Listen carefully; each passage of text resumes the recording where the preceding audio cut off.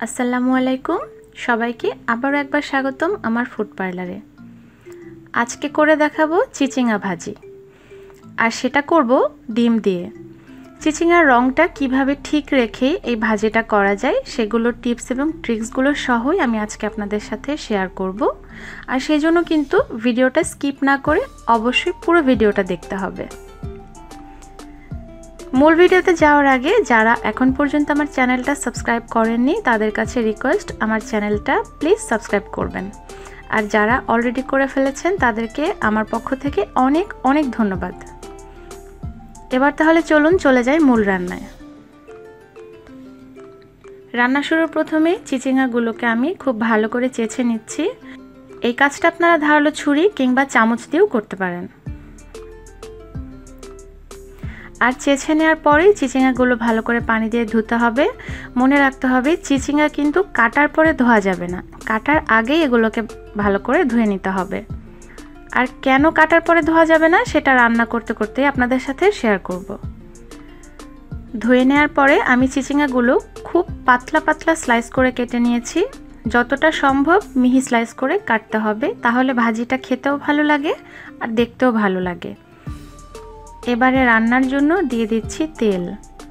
আমি এখানে 1 কেজি পরিমাণ চিচিঙ্গা নিয়েছি, আর সেজন্য আমি এখানে দিয়ে দিলাম 1/4 কাপের মতো তেল। এই পরিমাপটা চিচিঙ্গা ভাজির জন্য কমও না আবার বেশিও না। তেলটা যখন একটু গরম হয়ে আসবে তখনই আমি এতে পেঁয়াজ কুচি দিলাম। পেঁয়াজের পরিমাণ আপনি নিজেদের ইচ্ছে অনুযায়ী কম বেশি করে দিতে পারবেন। আর এবারে পেঁয়াজটাকে একটু ভেজে নিব।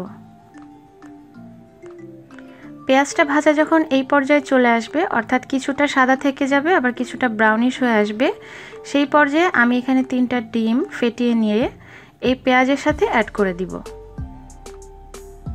আর এই পর্যায়ে কিন্তু চুলার আঁচটা মিডিয়াম টু হাই আছে। এখন আমি চামচ দিয়ে অনবরত নেড়ে নেড়ে এই ডিমের একটা স্ক্র্যাম্বল তৈরি করে নেব। অনেকে ডিমটা ভাজি করার একেবারে লাস্ট স্টেজে গিয়ে অ্যাড করেন, সেক্ষেত্রে অনেকের কমপ্লেন থাকে যে এতে ডিমের নাকি একটা গন্ধ করে। তো ডিমের আষ্টে গন্ধ যাতে না হয় তাই এই টেকনিকটা আপনারা ফলো করতে পারেন।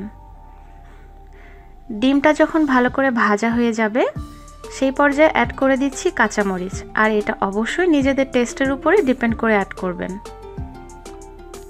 আবার কয়েক সেকেন্ড একটু নেড়েচেড়ে নিয়েই কেটে রাখা চিচিঙ্গাগুলো দিয়ে দিচ্ছি।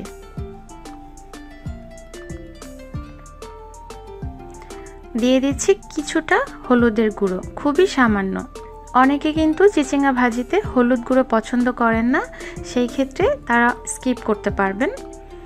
তবে খুব সামান্য একটু দিলে কিন্তু কালারটা অনেক ভালো আসে। দিয়ে দিচ্ছি পরিমাণ মতো লবণ। নতুন রাঁধুনিদের জন্য বলবো, এই পর্যায়ে কিন্তু অনেক পরিমাণে চিচিঙ্গা দেখা গেলেও চিচিঙ্গাটা যখন কুক হয়ে যাবে তখন কিন্তু একেবারেই কমে আসবে, তাই সেই মাপটা বুঝে লবণটা অ্যাড করতে হবে। এবার আমি একটু সাবধানে নেড়েচেড়ে মিশিয়ে নিচ্ছি। সাবধানে নাড়ব এই কারণে, কারণ প্যান অনুযায়ী চিচিঙ্গাটা একটু বেশি হয়েছে, কিন্তু এটাতে ঘাবড়ানোর কিছু নেই।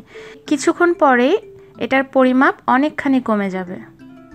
আর নাড়তে নাড়তেই বলে নেই, ওই যে বললাম অবশ্যই চিচিঙ্গা কাটার আগে ধুতে হবে, কারণ চিচিঙ্গা থেকে এমনিতে প্রচুর পরিমাণে পানি বের হয়। এটা একটা পানি জাতীয় টাইপের সবজি, তাই যখন কিনা আমরা কাটার পরে চিচিঙ্গাটা যদি আমরা ধুই তখন চিচিঙ্গার ভেতরে অনেকখানি পানি আরও অ্যাবজর্ব করে নেবে, আর তখন চিচিঙ্গা রান্নার সময় লাস্ট মোমেন্টে গিয়ে একেবারে ভর্তার মতো হয়ে যায়।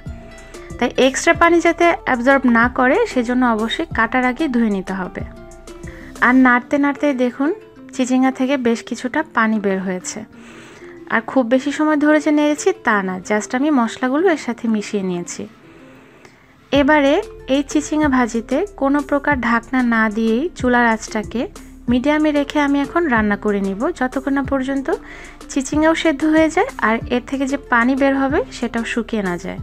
ঢাকনা দিলে কিন্তু এই সবজির কালার একেবারেই চেঞ্জ হয়ে যাবে, আর এর থেকে যে প্রচুর পরিমাণে পানি বের হয় সেটাও শুকাতে অনেক সময় লাগবে। আমি আরও 3-4 মিনিট পরের অবস্থা দেখাচ্ছি। এর থেকে দেখুন কতটা পানি বের হয়েছে। তবে এই পর্যায়ে আবারও একটু নেড়েচেড়ে ভালো করে উল্টিয়ে দিলাম। আরও প্রায় মিনিট 10 পরে ফিরে এলাম। এখন কিন্তু আমার ভাজিটা কমপ্লিট। এতে যে পানি বের হয়েছিল সেই পানিটা শুকিয়ে গিয়েছে আর চিচিঙ্গা তো সেদ্ধ হয়ে গিয়েছে। শেষের দিকে যদি আপনাদের মনে হয় চিচিঙ্গা সেদ্ধ হয়ে গিয়েছে কিন্তু পানি রয়ে গিয়েছে, সেই পর্যায়ে আপনারা জালটা বাড়িয়ে পানিটা শুকিয়ে নেবেন।